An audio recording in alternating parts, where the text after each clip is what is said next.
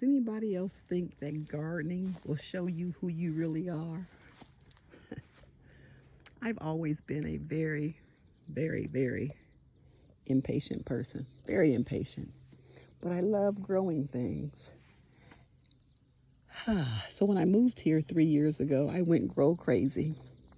All of this was empty space. All of it. A little over an acre of empty space. So I went crazy buying every kind of fruit tree, gardening, you name it. I was planting it. So this is the accumulation of about 3.5 years of work. And I love growing. I really do. I love growing things. But last year I realized I hated the processing. And it's just me, y'all. It's just me. So there's no way I'll ever eat all of this food. My family is in another state. They visit once a year, but it's usually not when things are in harvest, like the fruit trees. It's usually early summer. But the processing, I would pick all this food, and my fruit trees are just starting to fruit. This year is the first year they're actually giving me fruit. So I was just really dealing with things like greens and beets and carrots and potatoes, stuff like that. But it's like, okay, it's fun to harvest, but now you got to process it. So are you going to freeze it? Are you going to dehydrate it? Are you going to can it? That's more work. That's the part I don't like. That was my least favorite part of this whole gardening thing until this year. And I'm kicking myself, y'all, because I have 3 or 4 peach trees, apricot trees, nectarine trees, pear trees, 12 apple trees, goji berries, aronia berries, a bunch of stuff, pomegranate, jujubes, a lot, like over 100 fruiting trees and bushes. It's crazy, right? So today I'm picking peaches, and I discovered something else that I dislike probably more than the actual processing, and that's harvesting these peaches. You know why? I have to touch every single one of them to see if they're ready to be picked. I noticed there was some on the ground, so I figured they were ready. So I came out and I picked those up, and of course those was ripe. And then I went around the tree. I'm probably halfway around the tree, and I gotten those off because those are ready. But this thing about touching every single peach to see if it's ripe, oh, it is really taxing my patience. So let me tell y'all what I did. The other day, y'all know I picked the peaches off of the small peach tree, and I picked all of the peaches off of that nectarine tree there. And so I had a friend come over. She was picking up some honey from me, and I was processing the peaches and the nectarines.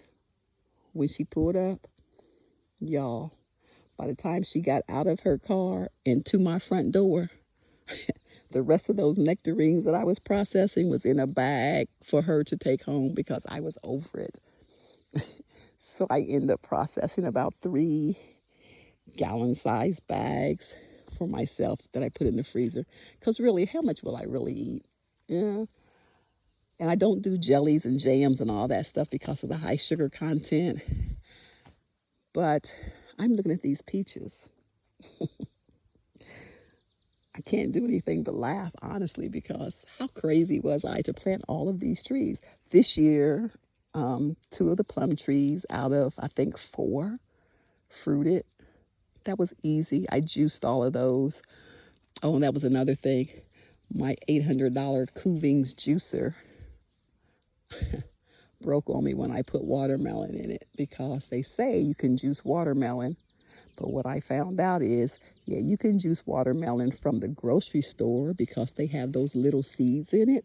But you better not try to juice no watermelon from out of your backyard with those big black seeds in it.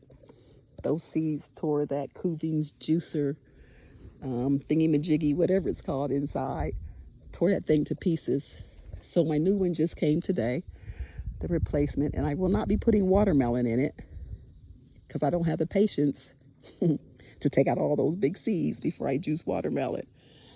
So that's another dilemma. So I put all that watermelon that was actually good in, what's that machine that seals stuff? Vacuum seal. So I have about 10 vacuum sealed bags of watermelon that I don't have a clue what I'm going to do with because I don't have the patience to take those seeds out to put it in the juicer. These peaches, all I have to do is cut them in half and take the seed out and put them in the juicer. But this right here, it's driving me crazy, y'all. I mean, I have to literally touch every freaking peach to see if it's ready. And then if I think it's ready, then I have to give it a little tug to see if it comes off or not. And y'all, when I say I don't have the patience for this, that was ready. See, I am not kidding. I do not have the patience for this. Oh, look, I got one little fig. That is a brown turkey fig. The only one that's ripe on that tree. So I guess I better go check my other fig trees as well and see if I have any figs back there that's ready after I'm finished filling on these freaking peaches. How come they just can't all be ready at the same time? Why, y'all? Just why? Anybody else have this same dilemma? Because I'm telling you, it is just, look at all that. Look at all that down there. I have to fill all those. Those are on my broken branch. I think they probably all should be pulled. And I need to take that branch off. Look at that. All of those peaches on that broken branch. They're still hard. Still hard. Oh, yeah, y'all.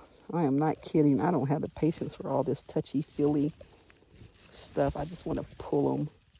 But I don't want them to not be ripe. And then I take them in the house and have to sit them on the counter for them to finish ripening because fruit flies.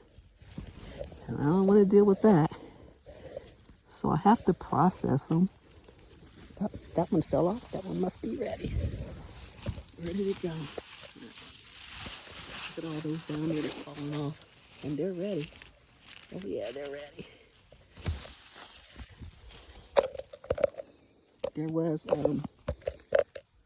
3 or 4 on the ground yesterday because I hadn't put my little blanket back up. And the squirrels had got out here. So I left them. Today, I see nothing but the seeds. So they came back for more. But that's all they can get because, look, I got the blanket back up. And I don't care if they get some at this point. Because y'all, God, I ain't trying to do all of this. Look. That's good. Those aren't any good. That was hard. I'll leave that. I might give it to the squirrel. But that one's nice. Might give it to the squirrel after I take this blanket down. Oh, all right, y'all. That's my vent session. I'm not going to make y'all suffer through watching me touch all of these peaches to see if they're ripe or not. Oh, another one just fell. Hope that one's ready. Yep, that one's ready. All right. I'm not gonna rant today, but I still have all of these over here to touch and feel on. Oh, and my raised bed, I added 12 more bags of soil and 2 bags of black cow manure and a bag of sphagnum mulch. So it is done. So when I'm finished filling on these peaches, I'm going to go over there. It should be cool enough for me to start transplanting some of my greens that I have in those little small baby sails. All right, guys. I'm over it. Tell me Tell me, tell me, tell me, do y'all hate this part? But look, once I'm done with the peaches, and I'm waiting on this, and then as far as fruit trees, my gardening season will be officially over, with the exception of the one grapefruit that I have over there on my citrus tree. All right, guys, as always and always, thanks for watching and listening to me ramble about me and my garden dilemmas. Oh, let me tell you about that watermelon patch. I'm not going to make it till October. I absolutely will not make it. Last night I pulled 10 watermelons that were dried all the way up the vine to the watermelon. So I figured, okay, they're ready because they're not getting any more nutrients. I picked them, and out of those 10, only 2 were absolutely ripe, and the rest of them were still white inside. So I'm over watermelon for this year, but I haven't conceded yet. Until I get out there and actually pull that mess up, I'm not conceding defeat in the watermelon wars, but it's coming. But that'll be a separate video. All right, as always, thanks for watching, guys. Stay safe. Stay out of that heat because it's still crazy. I'm out.